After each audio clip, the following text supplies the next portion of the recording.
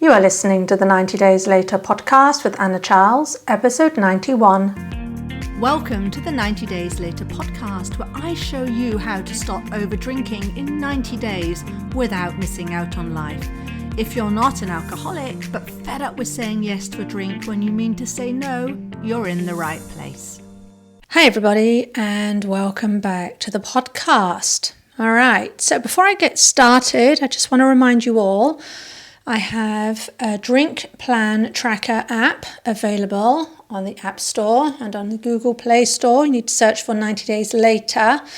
You might have to put it in speech marks to do the search. In any case, there you will find an app where you can input your drink plans and you can input your why. You hear me talk a lot about why you're drinking. You can put that in there and then you can track your progress. So that is out there for you to use.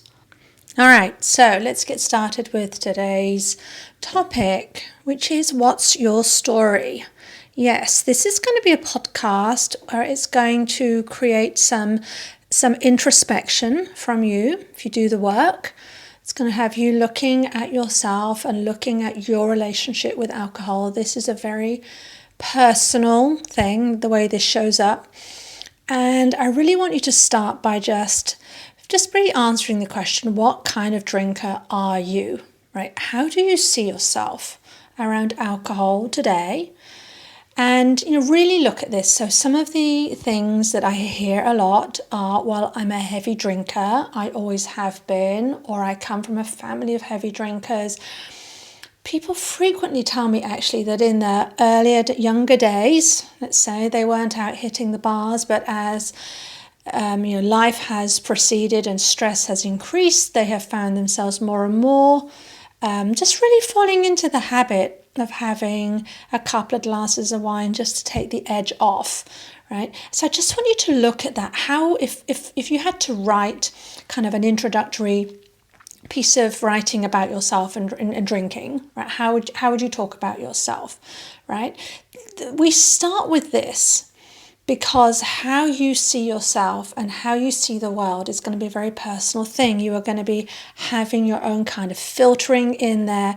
You're going to have your own interpretation of what's going on, right? And it's often loaded with a lot of opinion. We have a lot of bias, often a lot of negative bias about ourselves. Frequently, I see the way we talk about ourselves is in comparison to others. Right, I read that I drink more than my husband. He never seems to struggle with it, or I hang out with this crowd that it's just what we do. Right, so to get this all out, understand how it is that you see yourself, and it's all about you. Right, this is all about you. This isn't about how other people see you. This isn't what other people have told you. Right, maybe they've told you you drink too much, or you don't drink enough, or you're more fun with whatever it is, right? I want you to have your own version of your story there. Now, this is the important starting point because this is what you control. You might think that what other people say about you is true and feels right and correct, even if it's not something you necessarily like. But I want you really to start with your own version. And then I want you to look at what you've written, and I want you to allow yourself to see how you feel about it, right? Our thoughts, how we think about ourselves, and in fact anything, always create an emotional response in us.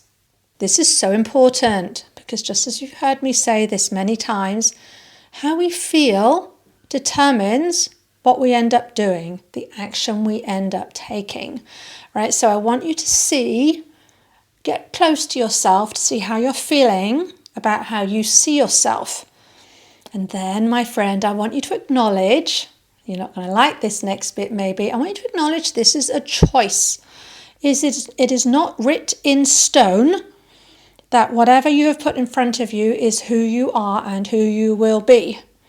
These are just your opinions. It's just your story of yourself at the moment. And it matters so much because how you feel about that will create the results in your life. You may resist this. You may tell me, but Anna, I have always been this way.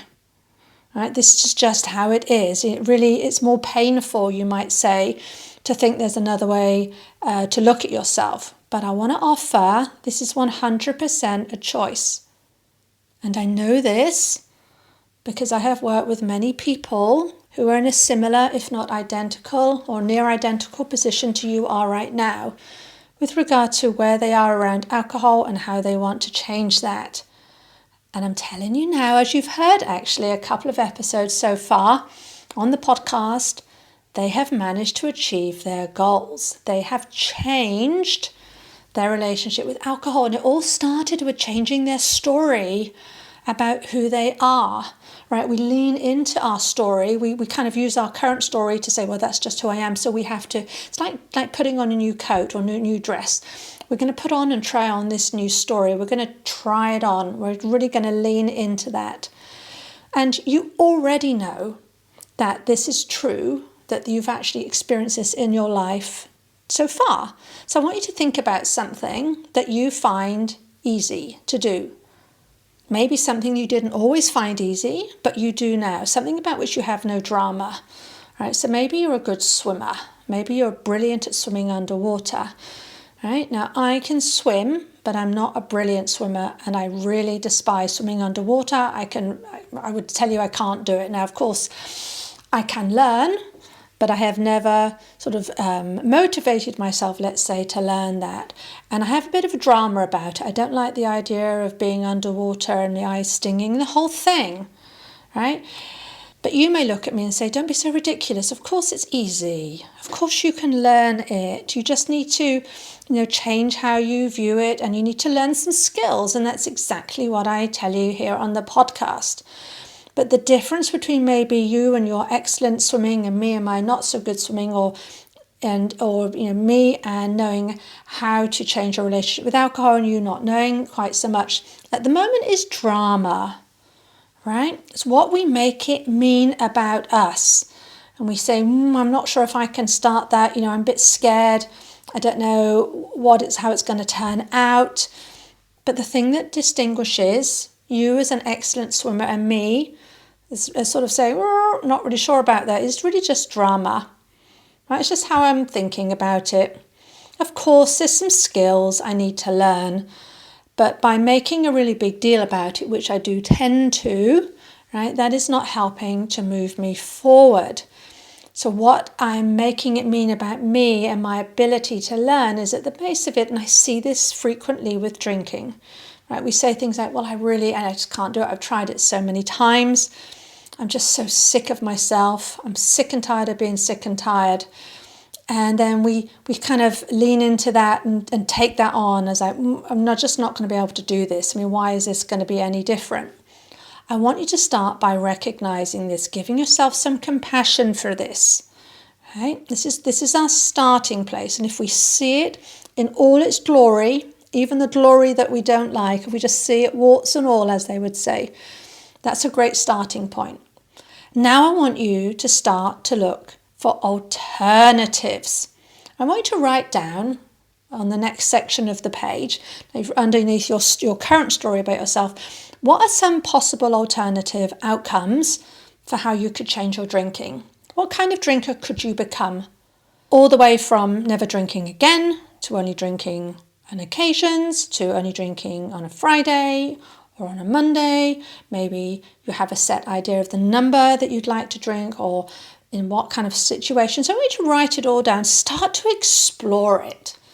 Start to see what's possible out there. Once we let go of our current story that's kind of anchoring us right now, what do we want to go for? And then how we feel about them. Test each of these scenarios you've written down. How would you feel if you were that person today? Right? What does that bring up for you? What would that mean for your life? What would that mean about you? I want you to do this because I want this to become an extremely conscious thing. Because what tends to happen is that we'll have, as I said, this story about ourselves, and we might, it might be like the headliner act, we'll know that. And then once we start to remove that and start to explore alternatives, we find actually there are other little stories, sneaky little stories hanging around. They're kind of like muzak. You know that sort of elevator music that you have? Don't kind of notice it. It's kind of going ding, ding, ding in the background. But it's there. It's always there, running. We're just not aware of it, which is just not something that we kind of clock onto. And I've had this actually a few times where I've sort of been in a hotel lobby and hear the music, and then all of a sudden there's this actually one piece of Spanish, it always seems to be this one piece of Spanish music that plays, has actually a lot of meaning for me, and my brain will always cotton on, oh, there's that. I couldn't even actually tell you what it's called, but whenever I hear it, it makes me stop. It really brings me to being fully present in the moment, to the extent that I'm actually listening to the music, right? And that's happening with all these stories. So once you remove the story, once you start to have the option of saying, right, I'm always going to be drinking in this way, we start to explore these new possibilities, then we'll have other little stories come up. Oh yeah, but you've tried that before. Or do you remember your friend tried that before and it didn't work for her, so why is it going to work for you? Right, so I want you to really see our stories are multi-layered and they're always running. Right, we're always going to have some thought going on about ourselves, and the more we're able to bring them up to consciousness and query them and quiz them and say, do we want to accept that or not, the more change, forward momentum we're going to be able to make. So this is really nuts and bolts, an exercise in paying attention to yourself, right, to what you are telling yourself and what you're making it mean about yourself for you now and for your future. This matters so much, because if you want different results in your life around alcohol and actually beyond that, your current story, the current beliefs you currently have, are not going to produce that for you, right? If you want to change your results, you're going to have to change your belief systems. You're going to need to change the story that you have about yourself. You're going to have to decide that you want to change all the drama. You're going to have to decide what you want and take action from that point. But here is the most beautiful, cool thing about doing this.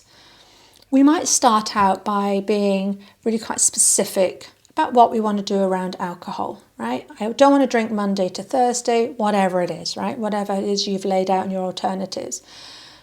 Once we start to lean into that and achieve that for ourselves, then we start to see, it's kind of like we're unlocking this door to another piece, another secret piece of our lives that we didn't even know was there. We start to see that once we can challenge our story around alcohol, once we can really get this sorted, this is certainly how I continue to feel on to this day. It feels like such a miracle, I am telling you, it feels like such a huge miracle. Then you start to question other things, and then you start to see just really what am I capable of, right? And your whole story will change. Right? It goes from this very small piece of work to maybe, a War and Peace style, big epic. That could be your life, or maybe not, if that's not what you want. The point is, you won't be being held where you are today by this running story just because it happens to be there and you're not conscious of it. So do this work. Really sit down and query your story, look for alternatives, see what beliefs are going to need to change in order to lean into that so that you can create the life that you want. This, by the way, is what I do. This is what I will help you to achieve. I've done this now many times with other people. I have achieved this for myself. I can give you the fastest, quickest, most direct route to getting through this alcohol thing, to create it so that it's how you want in your life. And then, my goodness, then you will see truly what you're capable of. And it just becomes a springboard to a whole other life that you may not even know right now exists. If that's what you want for yourself, go to 90dayslater.co, click on the book a call button. It's free. We'll chat about where you are, where you want to be, and I'll build the plan on the call to help you get there. Do not delay. This is your life at stake. You will start making changes from the moment we start talking. Okay, my friend, that's it for today, and I will see you next week. If you like what you're learning in the podcast and you want to take the work further and achieve total freedom around alcohol, let's talk. I help my clients stop reaching for that first glass of wine the moment 6 p.m. rolls around and they don't miss out on life. And we do it in 90 days. The effect is permanent. Email me for more information on anna@90dayslater.co. And if you did enjoy the show, I'd really appreciate if you'd leave a rating and review to help others find the 90 Days Later podcast.